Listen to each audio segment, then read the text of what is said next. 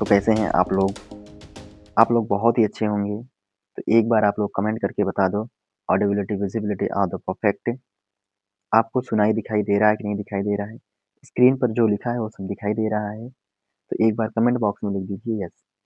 चलिए, तो आप सबसे हमने वादा किया था कि 20 तारीख को आपको मैं क्लास 10th का बैच स्टार्ट करूँगा और फाइनली ये हमारा प्रारंभ बैच नाम दिया है मैंने।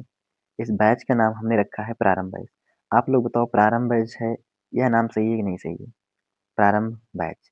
कहीं न कहीं सबसे प्रथम बैच यही स्टार्ट हो रहा है पूरे यूट्यूब पर आज 20 फरवरी से। तो चलिए कुछ टॉपिक्स को क्लियर करते हैं।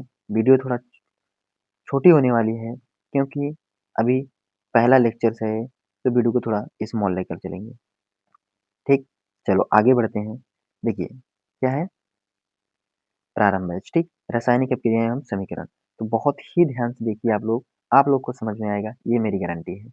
चलो, तो देखिए क्या है पहला भौतिक परिवर्तन। भौतिक परिवर्तन क्या होता है? फिजिकल एक्सचेंज जो बाहर से बदल जाए लेकिन अंदर से वही रहे। ठीक? देखो क्या है जब हाँ, पहले इसकी परिभाषा देखते हो। जब किसी चीज का रूप, आकार, अवस्था बदल जाए लेकिन अंदर से वह वही पुरानी चीज है। देखो ये क्या है? ये एक आइस है, आइस है, आइस है। ये जमी हुई अवस्था में है अर्थात यह सॉलिड है, यह ठोस है। लेकिन अंदर से तो यह क्या है? पानी ही है, राइट? अंदर से क्या है? यह पानी ही है। तो ये क्या हुआ? भौतिक परिवर्तन हुआ, फिजिकल एक्सचेंज हुआ। समझे? फिजिकल एक्सचेंज क्या होता है? समझे कि नहीं समझे? बताओ। जब किसी का क्या हो जाए, बाहर से बदला जाए लेकिन अंदर से वही रहे, है ना? तो क्या होता है वो? फिजिकल एक्सचेंज होता है। अभी एक इसी तरीके से और होता है केमिकल एक्सचेंज, जो रासायनिक परिवर्तन होता है। उसमें क्या होता है? आओ आगे देखते हैं। आ जाओ। चलो, देखिए रासायनिक परिवर्तन, केमिकल चेंज। जब किसी पदार्थ का रासायनिक संगठन बदल जाए या अधिक नया पदार्थ बने। देख रहे हो? जब किसी पदार्थ का रासायनिक संगठन है जो, वो क्या हो जाए? बदल जाए या तो वो कुछ नया बना दे। कैसे कि जैसे यहाँ पर देखो, क्या है? लकड़ी है और लकड़ी को जब जला दिया जाए, लकड़ी को जब जला दिया जाए, तब क्या होगा?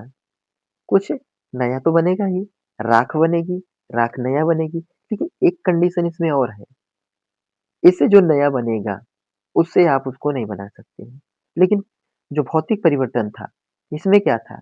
इसमें आपका ये था फिजिकल एक्सचेंज में अंदर से वही चीज़ है, इसको फिर से उसी फॉर्म में ढाला जा सकता है, अर्थात बनाया जा सकता है। अभी देखो बर्फ से पानी बन जाएगा, है ना? अर्थात अंदर से तो पानी ही है, पानी का ही है बर्फ। लेकिन ये बर्फ से पानी बन गया और जब ये पानी बन गया, तब इसको हम फिर से इसको ठोस की अवस्था में ला सकते हैं, राइट? फिर से बर्फ बना सकते हैं, नहीं बना सकते हैं, करेक्ट, ठीक। लेकिन यहाँ पर क्या कंडीशन है, यहाँ पर ऐसा नहीं कर सकते हैं। यही है रासायनिक परिवर्तन। एक बार जो बदल गया तो उसको दोबारा उस शेप में, उस आकार में नहीं ला सकते हैं। ये होता है रासायनिक परिवर्तन। जैसे आग जल गई तो इसकी राख बची और राख को क्या हम फिर से लकड़ी में कन्वर्ट कर सकते हैं? नो, ऐसा नहीं कर सकते, हरगिज़ नहीं कर सकते। ठीक, सेब है, सेब का क्या हो रहा है? अपघटन हो रहा है। सेब मान लो सड़ गया, तो क्या हुआ? इसको फिर से कर सकते हैं ऐसा? नहीं, ऐसा नहीं कर सकते। अब देखो जैसे एक पेट में डाइजेशन हो रहा है, भोजन को आपने पचा लिया, खा लिया, भोजन आपके अंदर से पच गया, है ना? वो पच गया, तब क्या हुआ? उसको फिर से भोजन में कन्वर्ट किया जा सकता है? नहीं किया जा सकता। ये होता है रासायनिक परिवर्तन, समझे? आ जाओ थोड़ा आगे से, थोड़ा आगे आओ। बताओ समझ में आ रहा है कि नहीं आ रहा है? अब रासायनिक अभिक्रिया की पहचान कैसे करेंगे? देखो, अभिक्रिया क्या होती है? अब ये बात आती है भैया अभिक्रिया क्या है? अभिक्रिया बता दो पहले। रासायनिक तो समझ में आ रहा है, लेकिन अभिक्रिया नहीं समझ में आ रहा है। चलो आगे देखते हैं। पहले देखो पहचान देखते हैं। हम बताते हैं आपको रासायनिक अभिक्रिया क्या होती है। ठीक? देखो, रासायनिक अभिक्रिया की पहचान, ठीक है? Identification of chemical reaction. तो अवस्था में परिवर्तन मतलब जैसा है उसमें बदल जाए, उसमें वह दूसरे चीज में कन्वर्ट हो जाए, वह अवस्था है। जैसे कि देखो, पदार्थ की अवस्था ठोस होती है, द्रव होती है, गैस होती है। ये तीन अवस्थाएं हैं। क्या? ठोस, द्रव, गैस। ठीक, ये क्या है? तीन अवस्थाएं हैं। अब इन तीनों अवस्थाओं में ठोस है तो द्रव में बदल गई, द्रव में है तो गैस में बदल गई। ये क्या है? रासायनिक अभिक्रिया की पहचान है, अवस्था में परिवर्तन हो जाना। जैसे कि देखो, जहाँ पर हाइड्रोजन और ऑक्सीजन मिले तो क्या बना? H2O, जल। जल का क्या हो रहा है? निर्माण हो रहा है। तो क्या हो रहा है यहाँ पर? अवस्था में परिवर्तन हो रहा है। उसकी स्थिति में क्या आ रहा है? परिवर्तन आ रहा है। तो क्या हुआ यहाँ पर? बताओ। रासायनिक अभिक्रिया हो रही है ना? अभिक्रिया क्या होता है? जब ये हाइड्रोजन और ऑक्सीजन आपस में मिलते हैं, मिलने की प्रक्रिया को ही बोला जा रहा है अपक्रिया। और इनका अलग-अलग क्या होता है? नाम होता है। और इसका भी नाम होता है। इस सबको आगे देखेंगे। अभी आप लोग परेशान मत होइए, ठीक है? अभी लोग आप लोग परेशान मत होइए। चलिए, आगे आ जाओ। अब देखो, जैसे रासायनिक अभिक्रिया की पहचान, एक और तरीका है रंग परिवर्तन।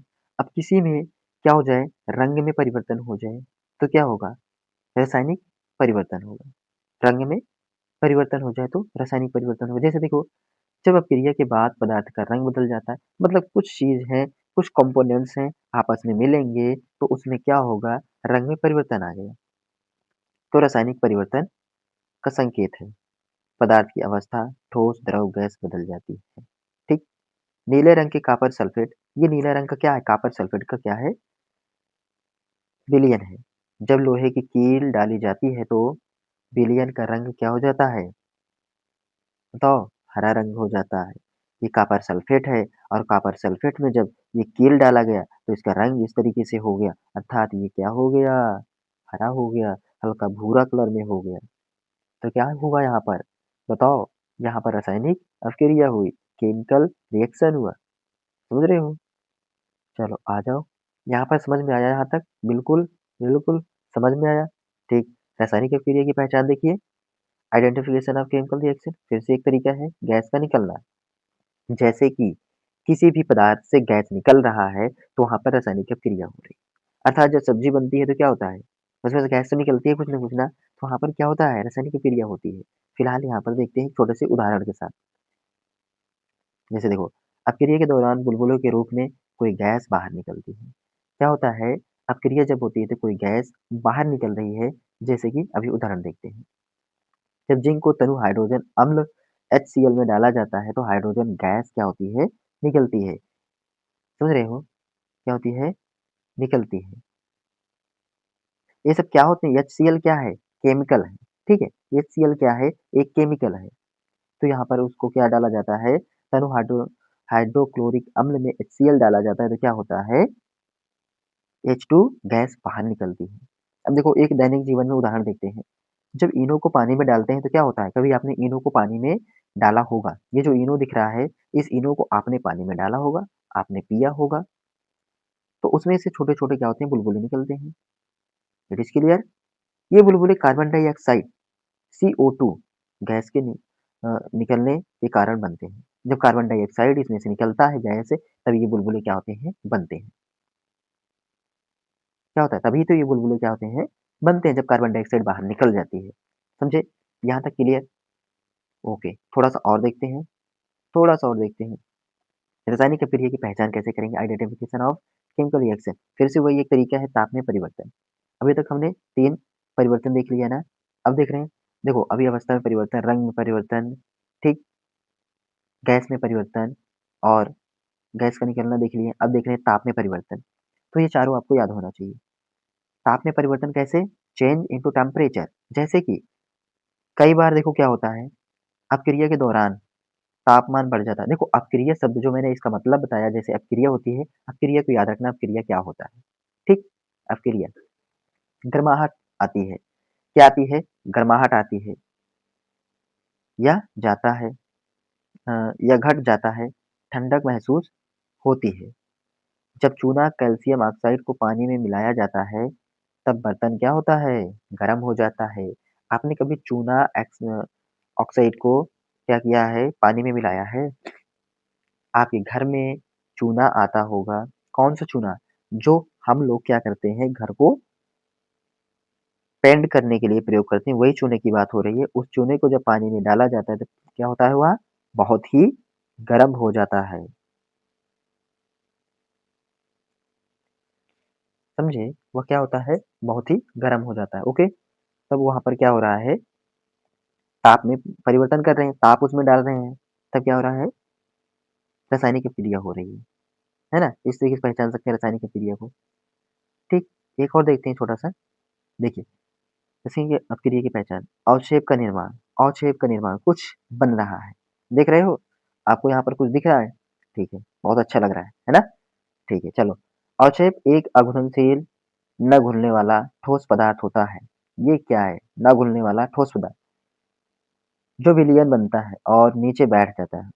जब बोरियम क्लोराइड विलयन के सोडियम सल्फेट ये जो नाम ले रहे हैं ये सब क्या केमिकल हैं, विलयन में मिलाया जाता है तो एक सफेद ठोस पदार्थ बोरियम सल्फेट बनता है जो घुलता नहीं और नीचे बैठ जाता है। समझ रहे हो? केमिकल में नीचे क्या होता है?